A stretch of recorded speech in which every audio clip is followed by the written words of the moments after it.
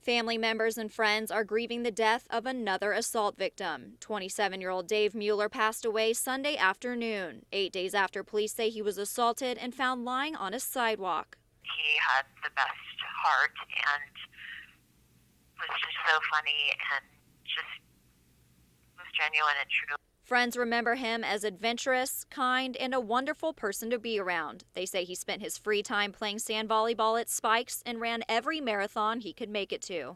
He had no problem with just being the life of the party and just having a great time and making everybody laugh and just being friendly. Mueller was last seen walking near 11th and F Streets around 1:30 a.m. June 29th after walking a friend home. He was later found near 14th and Benton Streets on a sidewalk by a passerby, his wallet and cell phone both missing.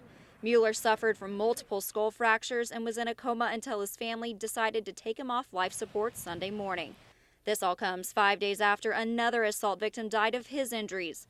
20-year-old Shane Walton was attacked the same night just 1 hour later. Police say they do not think the cases are related.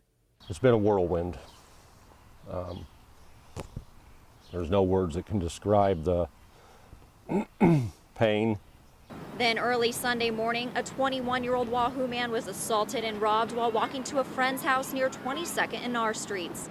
Police say a car pulled over and two men started yelling at the victim, then got out, chased him, and beat him up. His wallet was stolen, but police say he wasn't seriously injured. Officials say they continue to investigate all three incidents and encourage anyone with information to call the police. Reporting in Lincoln, Kayla Bremer, Channel 8 Eyewitness News.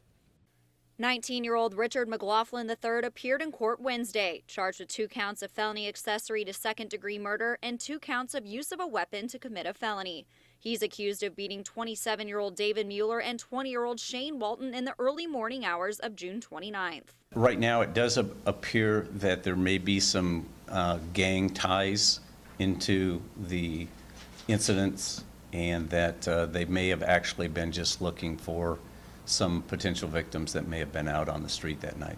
Police say McLaughlin has ties to the gang called the True Blue Soldiers. According to court documents, confidential informants told police that McLaughlin and several others saw Mueller walk past McLaughlin's house near 14th and Adams, then left and used a baseball bat to beat him.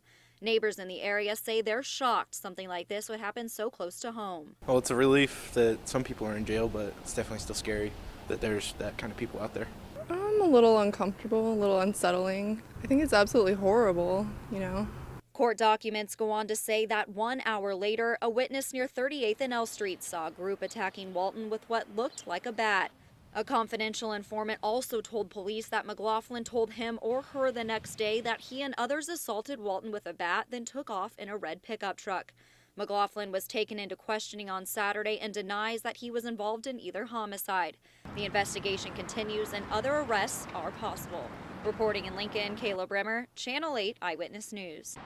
Nearly 5 months after 2 men were beaten to death, police have arrested 19-year-old Richard McLaughlin III in connection with those deaths. But the family of Shane Walton, one of the victims, says that doesn't bring them full closure. The family's happy that they have someone in custody, but I think that time's going to tell. We want to make sure it's the right person or persons involved in it. The greater travesty would be someone wrongly convicted. Shane's uncle, Sean Walton, says because it's an ongoing investigation, he wants to see how everything plays out in court.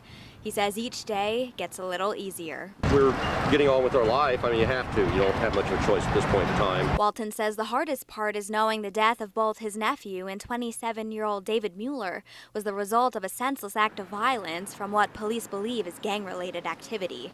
But Walton says his family can start to move on, knowing Shane was an organ donor. His life was not for nothing, so he saved a lot of people's lives in his death. Reporting in Lincoln, Lauren Fabrizi, Channel 8 Eyewitness News.